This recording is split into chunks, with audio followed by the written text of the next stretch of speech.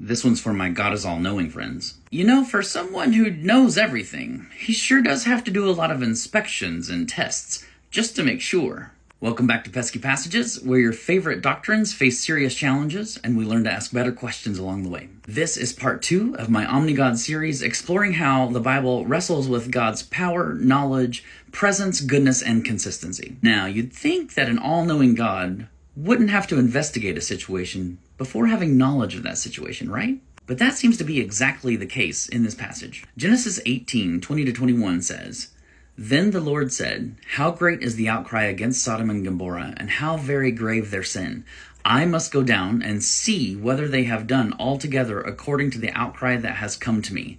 If not, I will know." Did you catch the tension there? This isn't God delivering judgment. This is God gathering information. And not by omniscient download, but rather direct observation. And that's a problem if you believe that God already knows everything always. Because in this story, he doesn't. He responds to an outcry, admits uncertainty, and then travels there himself to verify before acting. And it's not an isolated moment in Genesis. In Genesis 3, God appears to be unknowingly calling out to Adam and Eve, "Where are you?" In Genesis 6, God regrets. In some translations, repents for creating humanity, suggesting something didn't go as planned. In Genesis 22, God tells Abraham, "Now I know," only after the test is complete. Across these early chapters, God appears curious, reactive, in process even, not omniscient in the way later theology demands. So let's stop and ask ourselves, when we start to see a pattern of biblical claims that don't match our expectations, what's going on behind the scenes? Sometimes it's not that the text is confused. It's that our expectations are shaped by later theology and not the Bible's own earliest voices. Modern readers often assume that God is timeless, omniscient, and unchanging because we've actually inherited that idea from systematic theology, which was heavily influenced by Greek philosophy, not just the Hebrew Bible.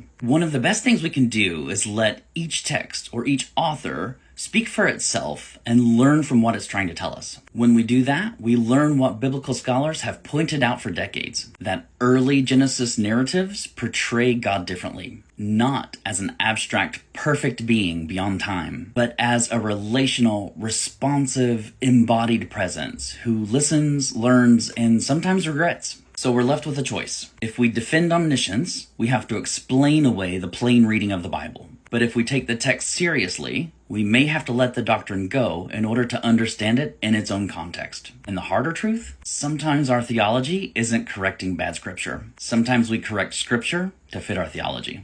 Now, if this has given you something to chew on, come find me in the comments. And if you disagree, I'd be curious how you'd answer these questions. What do we do when we read that God must go down and see, or test people in order to learn something that he didn't already know? What if omniscience wasn't the default assumption of the earliest biblical writers, but it was a theological layer added on later? Are we more committed to tidy categories and systematic theology than to honest engagement with the text? When we let Scripture interpret Scripture, are we honoring the context or muddying it by importing ideas from elsewhere? It's easy to start with a perfect God and force the Bible to match. It's harder, and maybe even more faithful, to start with the Bible and let it shape our picture of God. Not because it's simple, but because it's honest. So if you're ready to follow where the story actually leads, you're in the right place. Come along. You're welcome here.